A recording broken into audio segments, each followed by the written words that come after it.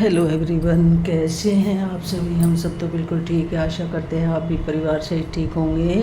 परमपिता परमात्मा आपकी सारी मनोकामनाएं पूरी कर दे और आपके घरों में खुशियाँ ही खुशियाँ आए। उस परमपिता परमात्मा के चरणों में मेरा प्रणाम, आप सभी को भी मेरा प्रणाम। तो जी आज है पहला नवरात्रा, माँ शैलपुत्री की पूजा होगी आज। आपको भी सभी को ढेर सारी शुभकामनाएं नवरात्रों की। भगवान करे आगे भी सब त्यौहार बहुत अच्छे अच्छे आए और आपके घरों में ढेर सारी खुशी आए। तो अब मैं पूजा करूँगी। देखिए माधव भी आए हैं, माधव को भी नहलाऊंगी।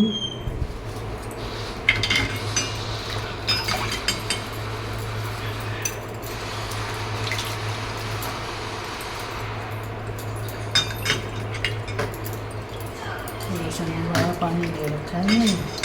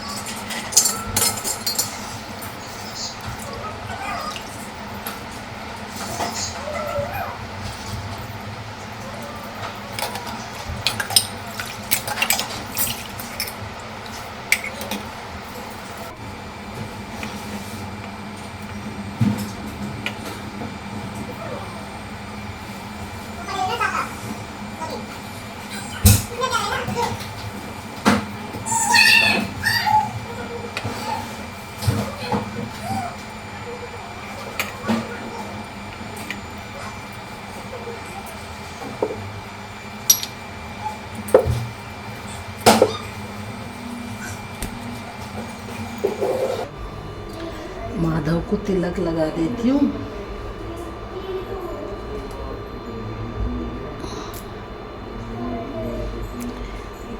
ये देखो मेरा कन्हैया,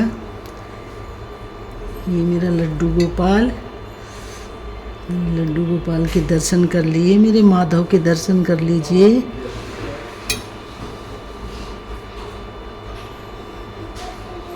चावल, मेरे माधव आ गए हैं अपने घर। अब अपने घर में रहेंगे ये इनका दूध का भूख लगेगा।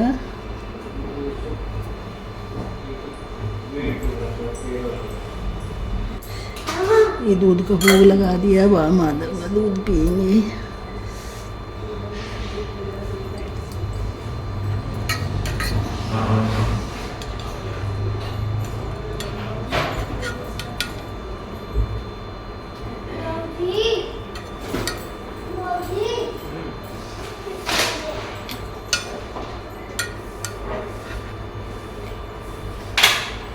ये बैग आपकी यूज का है?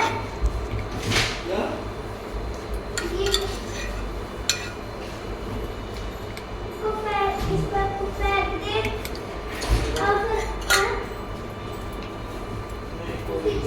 थोड़ी सी टाइट है। ये देखिए, अरे अरे मेरा बेटा है, ये मेरा बेटे हैं, ये मेरे बेटे हैं।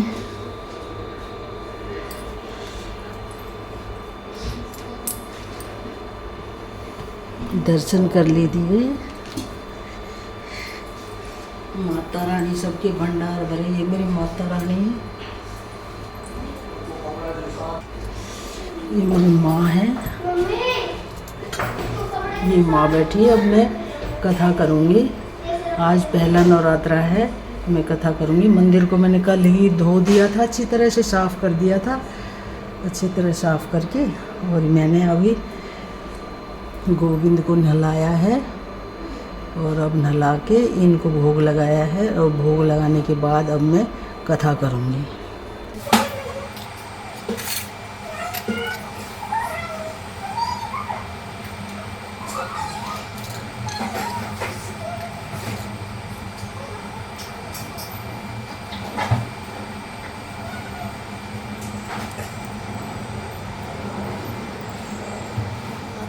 कथा करती हूँ।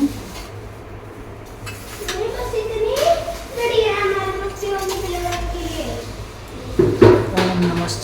ओम नमः चंडिकाय नमः। अथ श्री दुर्गा सप्तशती भाषा पहला अध्याय में श्री ऋषि का राजा सूरत और समाधि को देवी की महिमा बताना। महर्षि मार्कंडेय बोले, हे सूर्य बोल मेरी शेर मेरी पहाड़ों वाली शेर सवारी वाली अष्टभुजाओं कृपा करना मेरी महारानी।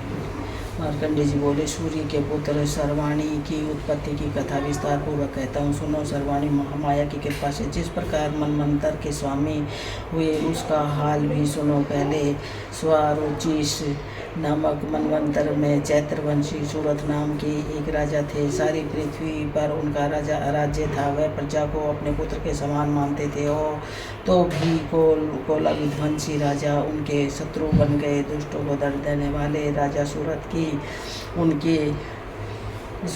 उनके साथ लड़ाई हुई। कोला विध्वंसियों की संख्या में कम होने पर भी राजा सूरत युद्ध में उनसे हार गए। तब वे अपने नगर में आ गए।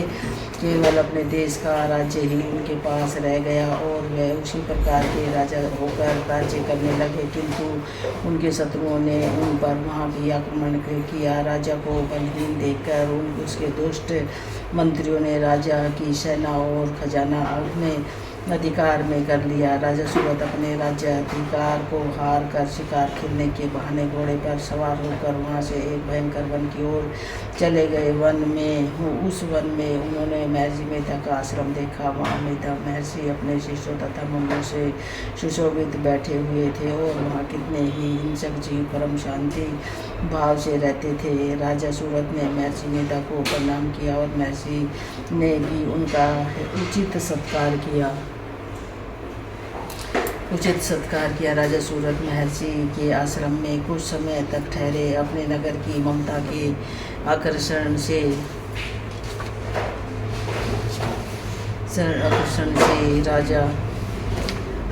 राजा अपने मन में सोचने लगे, पूर्व काल में पूर्वजों ने जिस नगर का पालन किया था वह राजा आज मेरे हाथ से निकल गया। मेरे दुष्ट एवं दुरात्मा मंत्री मेरे नगर की अब धर्म से रक्षा कर रहे होंगे या नहीं। मेरा प्रधान हाथी जो कि सदा मद की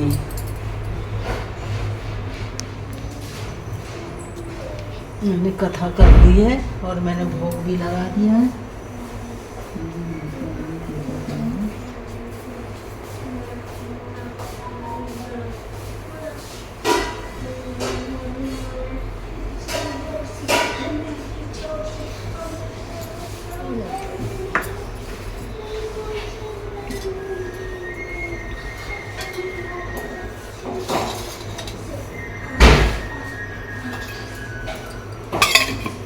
कथा हो चुकी है मेरी और मैंने भोग लगा दिया। अब ये देखिए,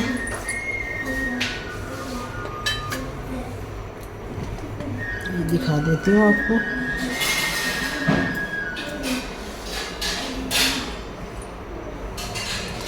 ये मेरे माधव बैठे हैं दोनों, देखो नहा धो के तैयार होके बैठे हैं मेरे। दर्शन कर लीजिए इनके भी।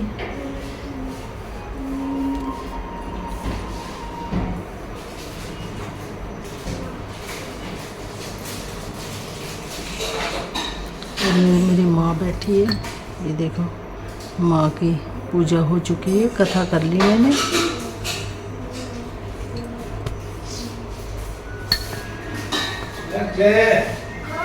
खाना खा लो। सब्जी क्या है?